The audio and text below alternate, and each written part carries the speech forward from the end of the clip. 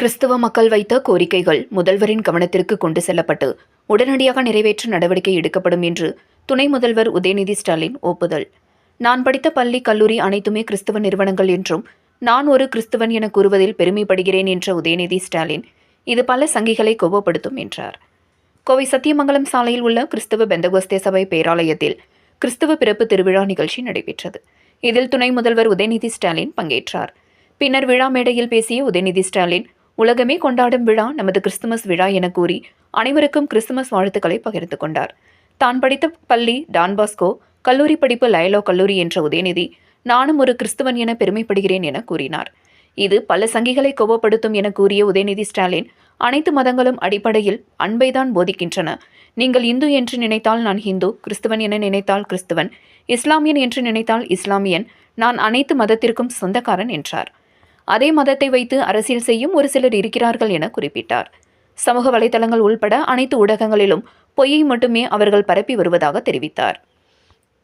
சமீபத்தில் அலகாபாத் உயர்நீதிமன்ற நீதிபதி ஒருவர் இஸ்லாமிய மக்களுக்கு எதிராக பேசியுள்ளதை சுட்டிக்காட்டிய உதயநிதி, இப்படி ஒரு நீதிபதி இருந்தால் நீதிமன்றத்தில் நியாயம் எப்படி கிடைக்கும் என கேள்வி எழுப்பினார்.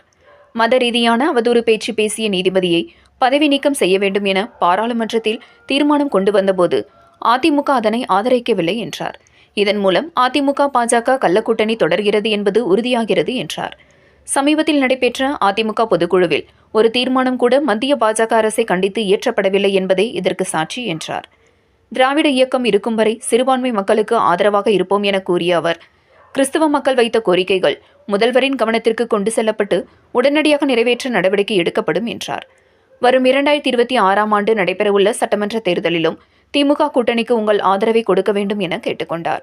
இந்த நிகழ்ச்சியில் தமிழக அமைச்சர்கள் செந்தில் பாலாஜி, கோவி செழியன், கோவை மாவட்ட ஆட்சியர் கிராந்திகுமார் பாடி, மாநகராட்சி ஆணையாளர் சிவகுரு பிரபாகரன், எஸ்பிசி பெந்தகோஸ்தே சபைகளின் பிரதம பேராயர் டேவிட் பிரகாசம், தலைவர் KP எடிசன், பொதுச் செயலாளர் வினில் சதீஷ், பொருளாளர் ஜாக்சன் பாண்டியன் உள்ளிட்ட ஏராளமானோர் கலந்து கொண்டனர் என்பது குறிப்பிடத்தக்கது.